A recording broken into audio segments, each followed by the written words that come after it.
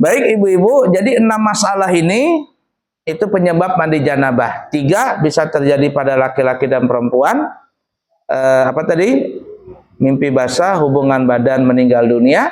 Kemudian 3 tambahan usus bagi perempuan setelah haid, selesai nifas, setelah melahirkan tidak ada darah nifas. Nah ini hukumnya wajib. Nah setelah itu ada lagi mandi sunnah. Sebelum kita bicara mandi sunnah ada pertanyaan? Pertanyaan? Nggak ada. Nah kalau nggak ada kita masuk mandi sunnah. Mandi sunnah ini banyak ibu-ibu ya, banyak. Yang pertama mandi sunnah itu adalah mandi hari raya Idul Fitri, Idul Adha. Tata caranya sama seperti mandi hadas besar. Mana mandi junub sama, ya. Kepala 3, kanan depan 3, kiri kanan belakang 3, kiri depan 3, kiri belakang 3. Ya, orang kita bilang mandi 9. Kalau saya bukan mandi 9 itu mandi berapa itu? 3 kali 5 mandi 15. Ya, mandi 15. Orang bilangnya mandi 9.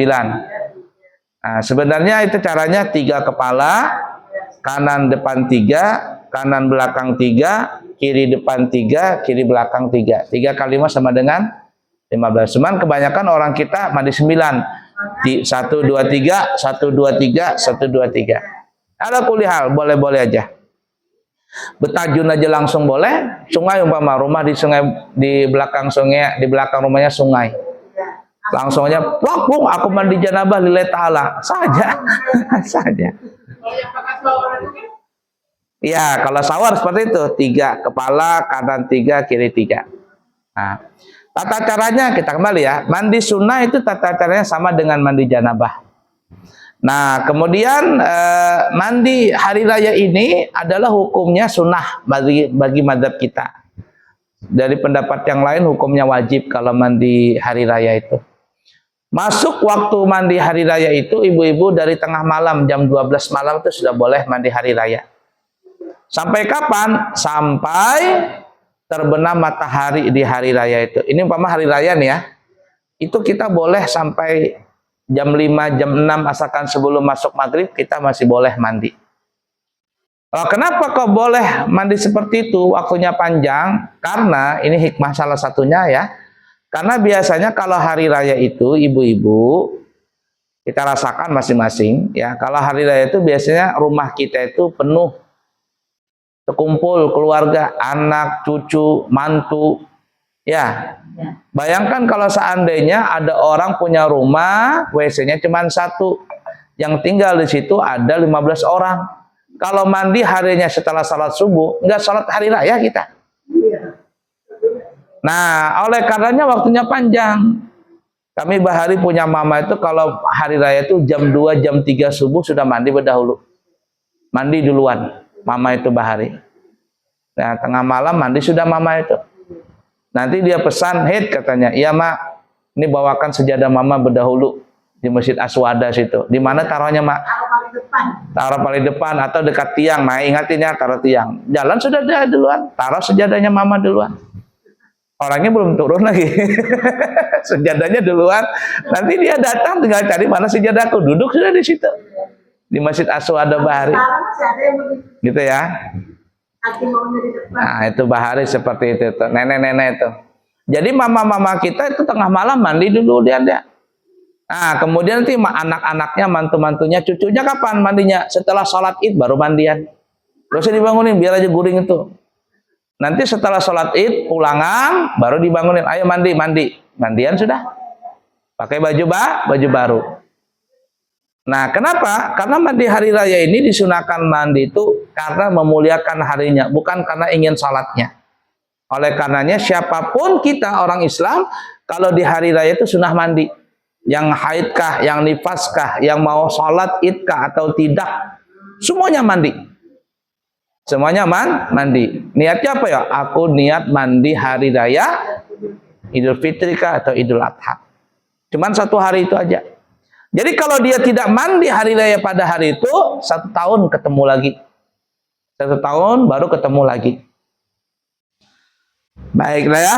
Dan itu paling afdalnya mandi sunnah adalah mandi hari raya. Maksudnya mandi-mandi sunnah ya. Nah. Kemudian yang kedua adalah mandi Jumat. Mandi Jumat. Ada yang mengatakan mandi Jumat ini lebih utama daripada mandi hari raya. Ya, katanya ada yang mengatakan mandi Jumat ini lebih utama daripada mandi hari raya. Namun kebanyakan ulama mengatakan mandi sunnah hari raya itu lebih utama daripada mandi Jumat. Nah, cuman bedanya ibu-ibu, kalau hari raya itu kan disunahkan mandi bagi semuanya. Perempuan, laki-laki, tua, muda, haid, nifas, yang kepingin sholat hari raya atau tidak, semuanya sunnah mandi. Tapi kalau hari Jumat, seperti hari ini nih, yang disunahkan mandi Jumat itu hanya khusus bagi orang yang kepingin sholat Jumat. Berarti siapa ya? Bapak-bapak saja, anak-anak laki-laki.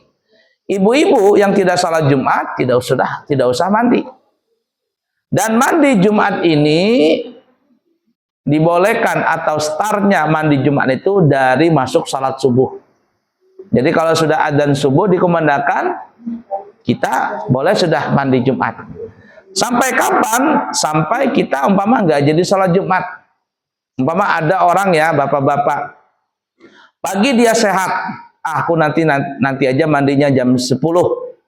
Jam 10 mau berangkat baru mandi, atau jam 11. Ternyata ketika dia mau jam 11 mau mandi, jam 10 dia sakit. Padahal dia tadi mau sholat Jumat, mandinya jam 11, tapi jam 10 sakit, meriang badannya. Nggak bisa sholat Jumat. Kalau dia tidak sholat Jumat, berarti tidak dianjurkan mandi. Sama juga dengan ibu-ibu. Ibu-ibu kan tidak sholat Jumat tuh. Maka tidak perlu mandi Jumat. Tapi kalau ibu-ibu kepingin sholat Jumat, maka sunnah mandi. Dulu, bahari ya, kayaknya sekarang nggak ada lagi. Dulu saya masih kecil di Masjid Aswada itu, kan di atas tuh, separuh sebelah kiri saya ini ibu-ibu semuanya. Separuh kanan ini laki-laki. Kalau di bawah penuh laki-laki sudah. Di atas ini sebelah kiri saya ini ibu-ibu, anak-anak perempuan apa macam-macam. Kalau yang sebelah kanan di atas laki-laki. Penuh dulu. Sekarang mana ada lagi perempuan sholat Jumat? Apakah boleh perempuan sholat Jumat? Boleh. Kalau kita umrah tuh nah, di Mekah, Madinah, banyaknya perempuan sholat Jumat. Kalau perempuan sudah sholat Jumat, itu tidak wajib lagi sholat zuhur. Gugur kewajiban sholat zuhur. Itu yang disepakati oleh mazhab kita Imam Syafi'i. Paham nggak kira ibu-ibu? Nah, jadi kalau ibu-ibu umpama berangkat umrah nih ya, berangkat umrah, ya. Ini umrah ini lagi susah, ribet sekali. Ribet, sangat susah, sangat peraturannya sangat terlalu ketat sekarang. Tapi kalau kalian umpama berangkat umrah hari Jumat, kalau 12 hari biasanya kena tuh 2 kali Jumat, 1 kali di Mekah, 1 kali di Madinah. Nah, kita mau sholat Jumat, ibu-ibu mau sholat Jumat, mandi dulu. Mandi. Nanti di mana cari tempat sholat perempuan. Kalau di Madinah kan itu ada tempat khusus ruangan perempuan. Kalau di Mekah ya sudah, di mana letaknya perempuan sudah itu. Nah, itu tuh. Salat Jumat. Nah, itu ya. Kemudian selanjutnya mandi setelah sadar dari gila, dari pingsan, dari kesurupan. Itu sunnah mandi. Ada dulu saya baru datang ya dari Hadramaut. Kenapakah waktu saya pertama datang itu banyak orang kesurupan? Ya, di Pasar Baru ini dikit-dikit orang manggil saya, Pak, tolong bantuin ini ke keluarga kesurupan. Nanti datang saya bantuin di ruqyah nih. Tiba-tiba nanti besok-besok ada lagi orang kesurupan. Yang muyaknya itu dan kesurupan ini betagih. Aku nggak mau diobatin katanya. Aku mau diobatin sama Ustadz Muhid aja katanya. Nah, dari mana jinnya ini tahu? Kata saya, muyak saya. Ada yang pernah lucu tuh, kesurupan ini betagih dia. Saya sama Pak Ustadz itu aja mau diobatin, kalau yang lain nggak mau. Datang saya, kata saya, kamu dari mana? Jin mana kamu? Di mana namanya nih? Tempekong ini di pelabuhan apa namanya? Pulau Tukung. Pulau Tukung. Coba kamu keluar nah. Ya aku keluar katanya. Aku boleh nggak jadi murid Pak Ustadz? Ngapain kamu jadi murid saya? Nah habis itu saya berpikir, waduh kata saya ini saya dibodohin jin ini. Jadi kalau ada orang kesurupan lagi, Pak kesurupan nggak mau. Nggak mau, cari yang lain saja. Cari yang lain ngerukyah lagi. Habis itu saya sampai sekarang nggak mau lagi ngerukyah. Nah, dibodokinnya kita sama jin. Jadi jin itu bekiawan dia. Bekiawan dia, nggak mau. Nah, terus dia kayak dendam gitu nah. Jadi rumah saya itu panas begitu kata saya. Nah, ada jinnya kata saya. Paksa dibuangin dulu. Jadi nggak mau. Sampai sekarang kalau ada nggak mau. Cari yang lain saja kalau ngerukyah itu. Kadang saya suruh anak Alfian Nur dulu. Nah, kalau ada tuh sama masih hidup kan suruh Alfian Nur ngerukyah. Ala kulli hal. Nah, jadi kalau orang sudah sembuh dari gila, kesurupan, pingsan, ya apalagi ya, habis operasi sudah sehat itu mandi. Untuk apa ya? Menyegarkan badan. Nah, jadi ada orang kesurupan dulu. Habis kesurupan dia selesai kesurupan, saya tanya, "Kamu kenal dengan si ini namanya?" "Oh, ini si Anu." "Ini si Anu." "Oh, sudah sadar kamu. Mandi sana." Mandi dia, segar. Setelah mandi, baca-bacaan. Sampai sekarang nggak lagi dia ngerukyah. Nggak ngerukyah, nggak kesurupan. Jadi ditutup dia pintunya itu tadi. Nah, kenapa? Karena orang gila, terutama orang gila itu, apalagi gilanya bertahun-tahun. Bisa jadi waktu dia gila itu haid. Jelas ya kalau perempuan haid ya. Bisa jadi laki-laki itu keluar air maninya, dia dalam keadaan junub. Maka dianjurkan untuk mandi setelah apa ya? Setelah dia sembuh dari gila tadi. Selanjutnya yang keempat, mandi ketika hendak berihram. Ini yang bagi umrah ya. Atau berhaji. Itu biasanya saya suruh untuk mandi dulu. Kalau kita berangkat dari Madinah menuju ke Mekah, kata saya mandi dulu. Niatnya aku lihat mandi ihram di hotel. Jadi semuanya dibersihkan, bulu-bulu dibersihkan, semuanya kuku dipotong dan semuanya bersih nih ya. Pakai sabun boleh, pakai sikat gigi boleh, tapi nggak boleh berniat dulu. Niat pakai niat berumrah jangan. Niat mandi ihram aja dulu. Sudah dari hotel itu pakai kain ihram, ibu-ibu sudah lengkap semuanya, baru jalan ke Bir Ali. Di Bir Ali salat sunat ihram, habis itu naik ke mobil bis.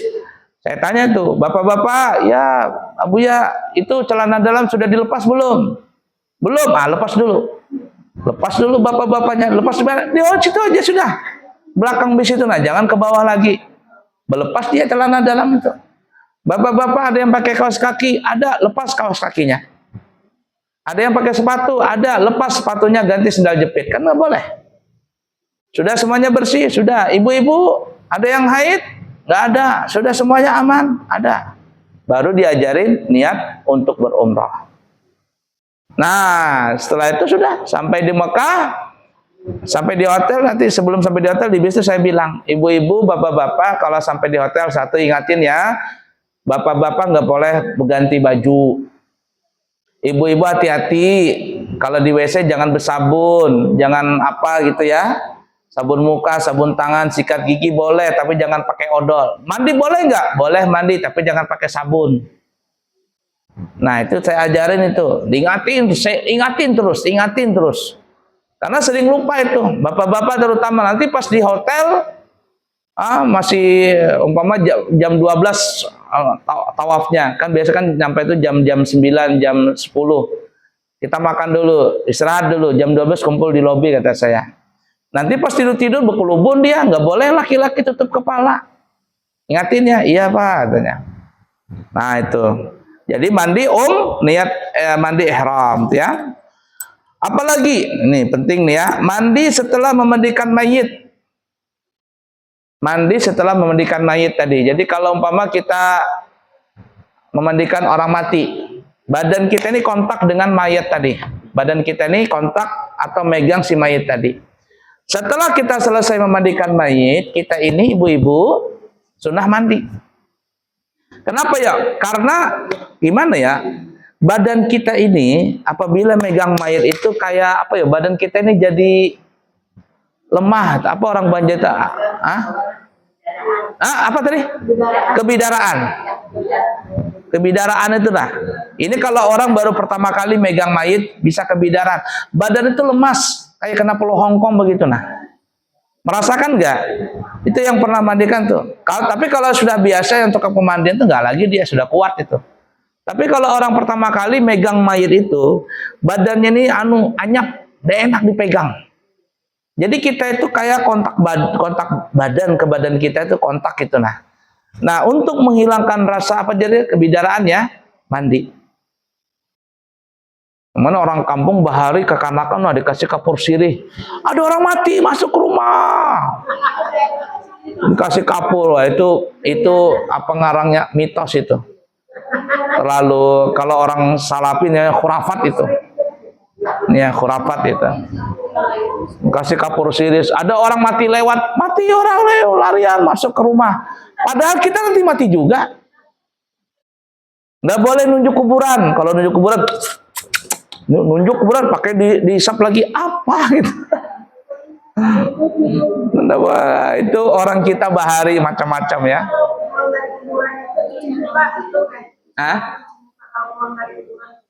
Nah juga wajib, itu paling berdebu aja. Itu adat istiadat saja ya. Dulu di Pasar Baru itu di atas tuh ya, orang takut lewat kuburan itu kalau malam. Sekarang kuburan jadi tempat judi.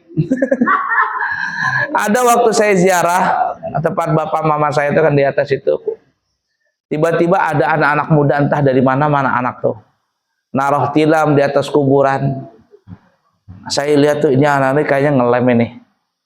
Kuburan jadi tempat ngelem. Nah, hau-hau begini nih, pusing-pusing dia. Tak liatin ada botol disembunyikannya dia. Malu dia sama saya. Malu ngelem anak-anak ini. Jadi kuburan tuh orang nggak takut lagi dengan kuburan. Dulu orang lewat kuburan takut, sekarang enggak. Ya situ kuburan tuh. Kuburan jadi tempat jemuran pakaian. Nah, kita tuh rasa sakit hati tuh. Saya ngeliat kuburan tuh penuh dengan tahi ayam. Orang melihara ayam di situ, ya Allah, ini orang ini nggak punya adab sama sekali. Ya, janganlah ya. Baik, jadi kalau setelah memandikan orang mati, kita sunnah untuk mandi. Untuk apa ya? Supaya menghilangkan apa jarang banyak kebidaraan. Ya. Kemudian selanjutnya mandi setelah masuk Islam. Jadi kalau ada orang masuk Islam itu sunnah mandi. Saya kalau ada orang masuk Islam dengan saya itu biasanya saya tanya. Saya tidak langsung memasukkan Islam, saya akan tanya beberapa permasalahan. Kata saya, kamu masuk Islam ini kenapa? Pertanyaan pertama kan. Ada yang katanya karena mimpi, ada. Karena mimpi ada. Ada faktornya, faktor lain. Tapi yang paling banyak selama ini saya mengislamkan orang, apa? Saya mau nikah apa katanya.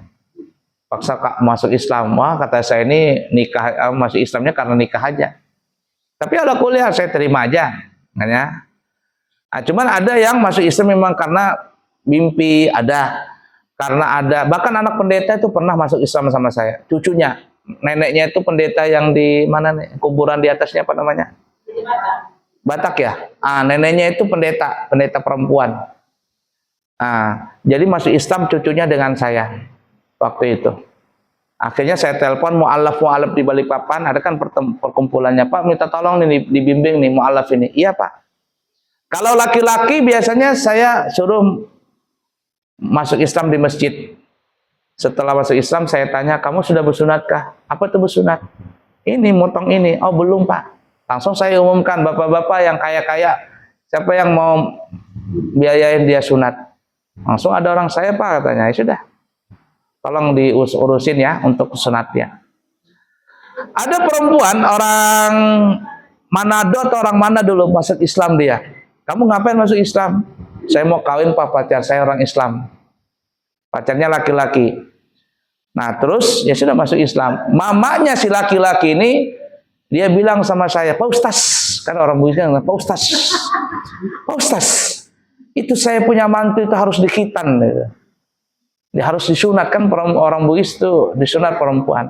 Datang si perempuan ini ke saya mau diapain Pak? Dikhitan. Apa tuh khitan? Ya itu jadi potong. Apa yang dipotong? Saya juga nggak tahu kan saya laki-laki.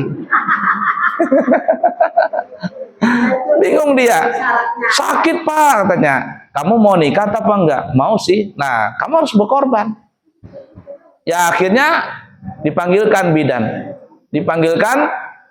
diundang saya ke tempatnya dia. Nggak lama keluar dia, datang bidan, nggak lama keluar, aduh Pak sakit katanya. Kata saya sedikit aja, sebentar ya sakitnya itu, kata saya. Akhirnya sekarang punya anak banyak, berapa orang tuh anaknya sudah. Ya lah kulihal ya. Jadi kalau ada orang masuk Islam itu biasanya saya tanya, kenapa masuk Islam? Satu. Yang kedua akan saya tanya lagi, kamu kalau masuk Islam sudah mu'allaf, mau nggak mengerjakan kewajiban dalam Islam? Seperti sholat, termasuk khitan dan sebagainya, puasa Ramadan, mau nggak? Mau Pak? Siap? Siap Pak. Pertanyaan terakhir kata saya, setelah kamu masuk Islam, lalu umpama ada sesuatu permasalahan setelah kamu, apalah masalahnya? Apakah kamu mau kembali ke agamamu yang lama? Mau kembali nggak ke agamamu yang lama? Nggak mau Pak. Apapun yang terjadi, iya saya siap katanya. Sudah. Kalau dia sudah siap, berarti ini dari dalam hati. Baru saya Islamkan. Nah setelah diislamkan, saya tanya, kamu pernah makan babi kah? Rata-rata mereka nggak pernah makan babi. Kecuali orang yang pernah tinggal di Bali. Nah, ada yang pernah tinggal di Bali, pernah makan babi? Oh pernah Pak. Kenapa bisa makan babi? Dulu di Bali Pak, ada babi guling. Jadi makan babi dia. Sudah.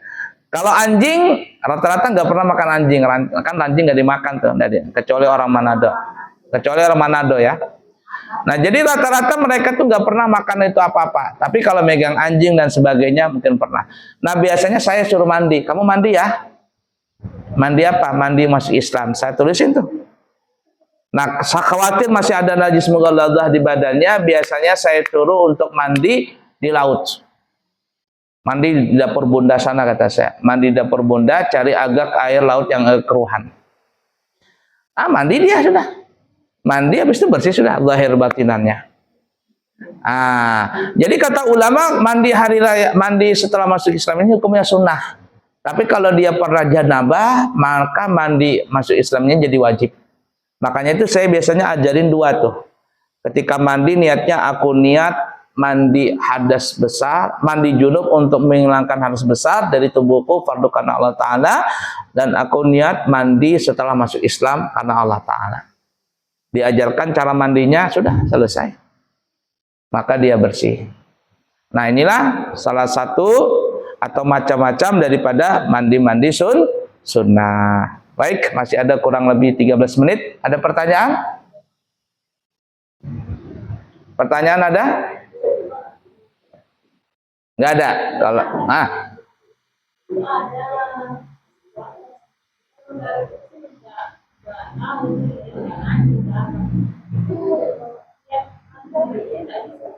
diajarin. Ya diajarin. Suruh mandi. Pokoknya mandi aja. Mandi sembarang. Tapi niat. Aku niat mandi hadas besar karena Allah Ta'ala gitu. Diajarin. Mesti diajarin. Paham ya? Ada lagi pertanyaan? Ya.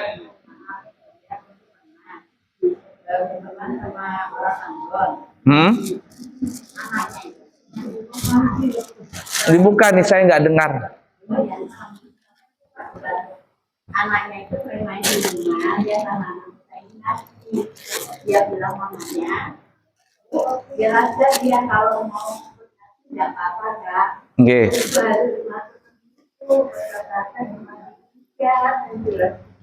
Jadi tidak apa-apa kata, tidak apa-apa dia mau nanti dia bilang sama dan sampai kelas 1 sampai kelas 5 baru pindah ke Ambon, sangat kata. Nggak apa-apa, boleh aja. Ya. Ya. Boleh aja, boleh. Mudah-mudahan dia Islam sekarang. Mudah-mudahan dia Islam gitu.